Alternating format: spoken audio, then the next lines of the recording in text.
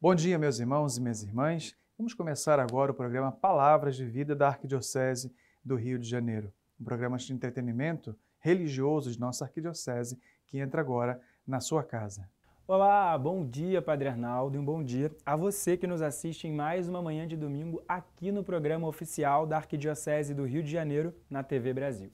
E você que nos acompanha já sabe, antes de começar o programa, eu te convido a ficar por dentro de tudo que acontece aqui e também na Arquidiocese do Rio. Para isso é muito fácil, basta fazer a sua inscrição no nosso canal oficial no YouTube.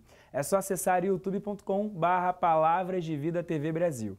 Lá você encontra todos os programas que já foram ao ar. Segue a gente, ative o sininho e receba todas as nossas atualizações. E uma novidade, o Palavras de Vida também está agora no Instagram. Segue a gente no @palavrasdevida.arquirio e fique por dentro de tudo o que acontece na produção do programa, nos bastidores e muitos outros conteúdos sobre a igreja. Tá esperando o quê? Não perde tempo e segue a gente no @ que aparece no seu vídeo. E agora a gente vai direto para o Vaticano acompanhar a catequese com o Papa Francisco.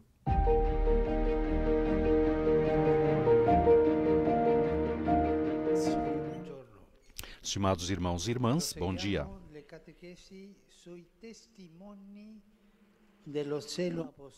Continuemos as catequeses sobre as testemunhas do zelo apostólico.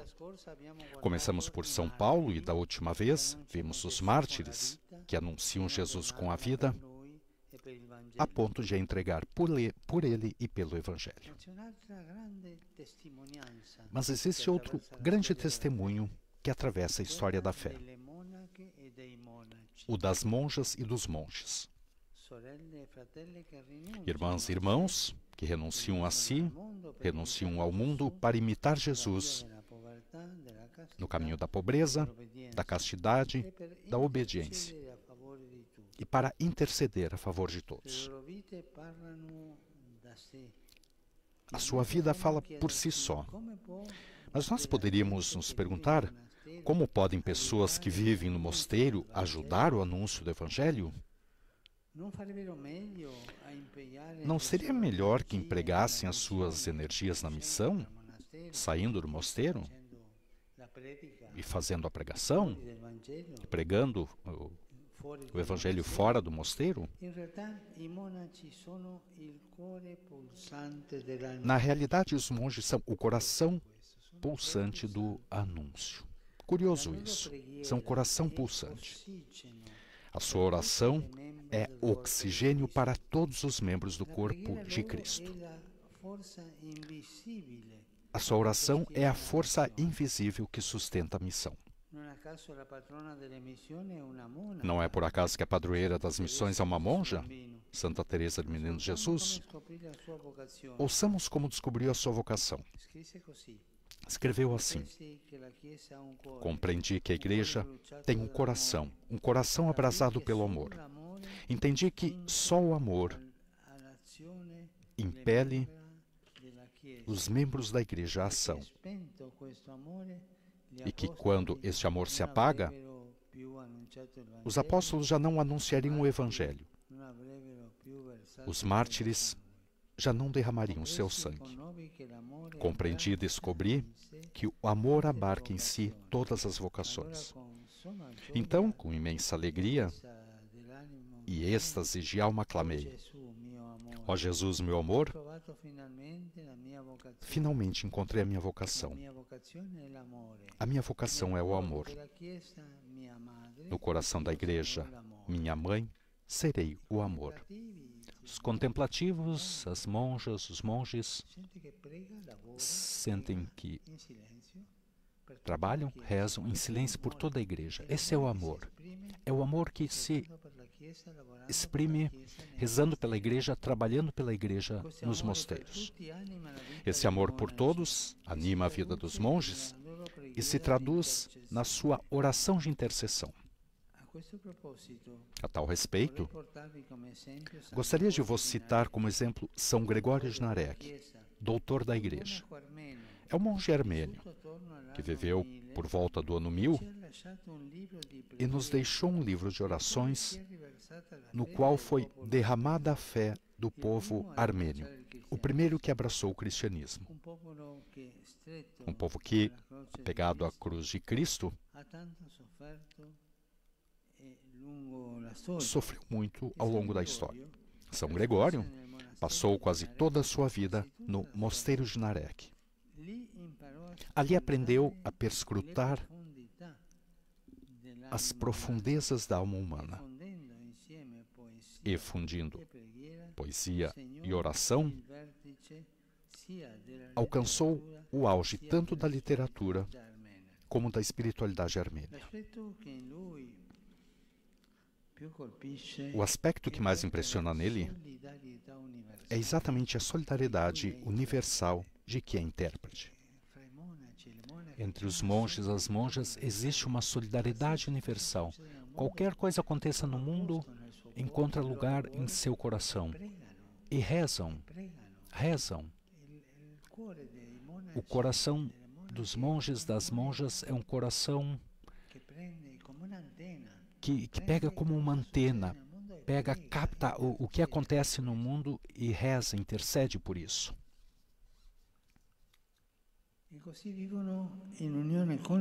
E assim vivem em união com o Senhor e com todos. E um deles dizia: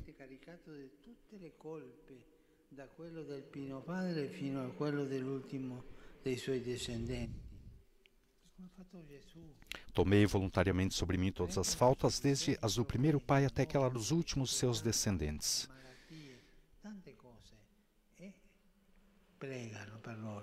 Rezam por eles. E esses são os grandes evangelizadores. Os mosteiros, mas como que vivem fechados e evangelizam? É verdade, porque com a palavra, com o exemplo, a intercessão, o trabalho cotidiano são pontes de intercessão por todas as pessoas e pecados. Eles rezam também com lágrimas.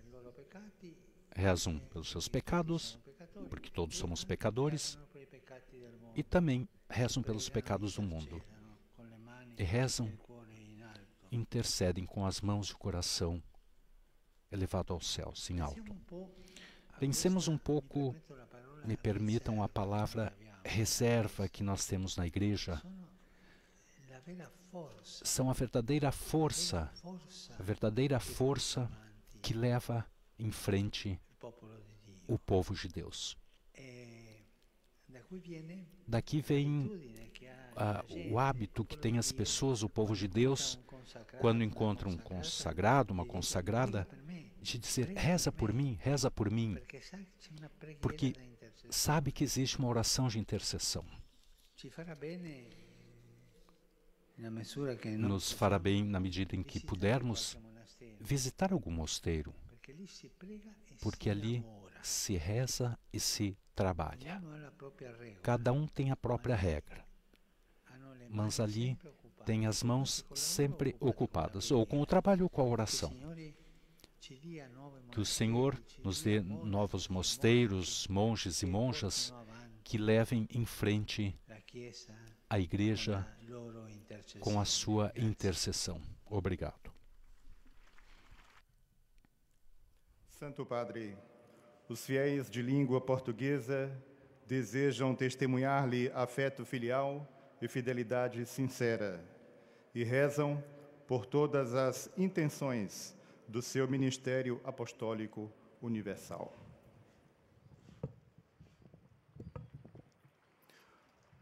Ao final da audiência, cantaremos a oração do Pai Nosso em latim.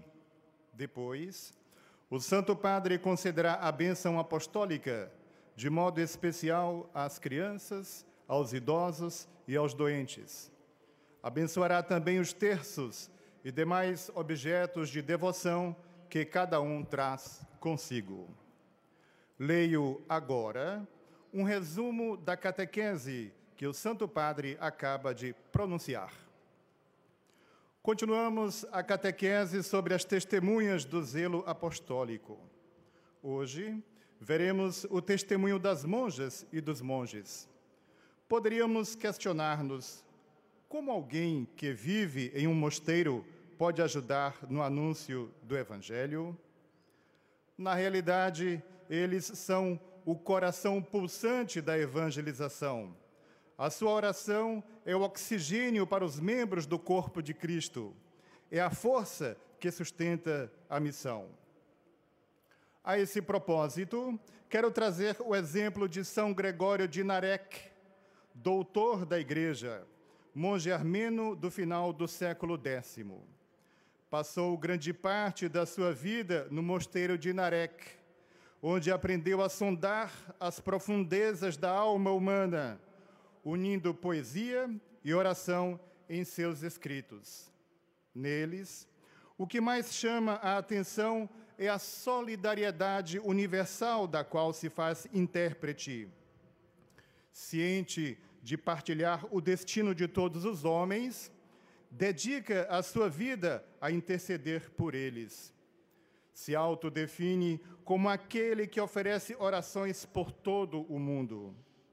Chora não só pelos seus pecados, mas pelos de todos os homens, rezando por eles com lágrimas que brotam de um coração compassivo. Este santo monge nos ensina o zelo apostólico ao implorar a misericórdia de Deus para todo o mundo.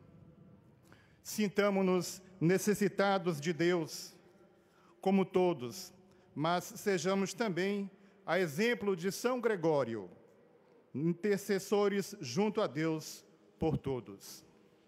Agora, o Santo Padre saúda em italiano os fiéis de língua portuguesa.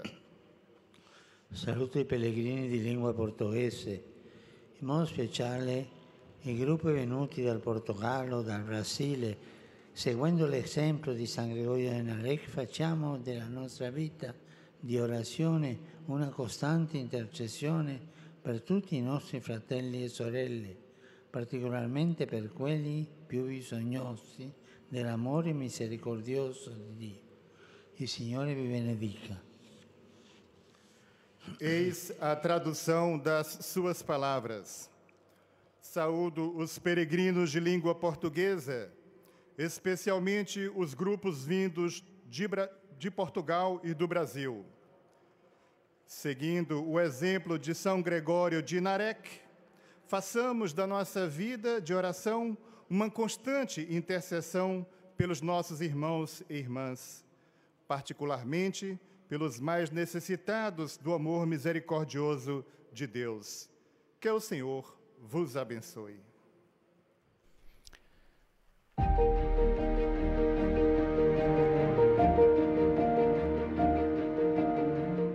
E nós continuamos no Vaticano agora com a nossa correspondência internacional. A nossa repórter Bianca Fracalvieri traz as últimas informações direto da Praça de São Pedro.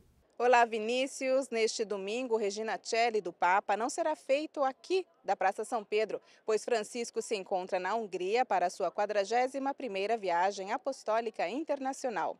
Cristo é o nosso futuro é o lema dessa visita, que se concentra na capital Budapeste. Mas antes de partir, o grande evento aqui no Vaticano foi a reunião do Papa com o Conselho de Cardeais, o grupo que o auxilia na reforma da Igreja. São só 9 integrantes e um deles é o arcebispo de Salvador, o cardeal Sérgio da Rocha, que falou da sua alegria de participar pela primeira vez desta reunião.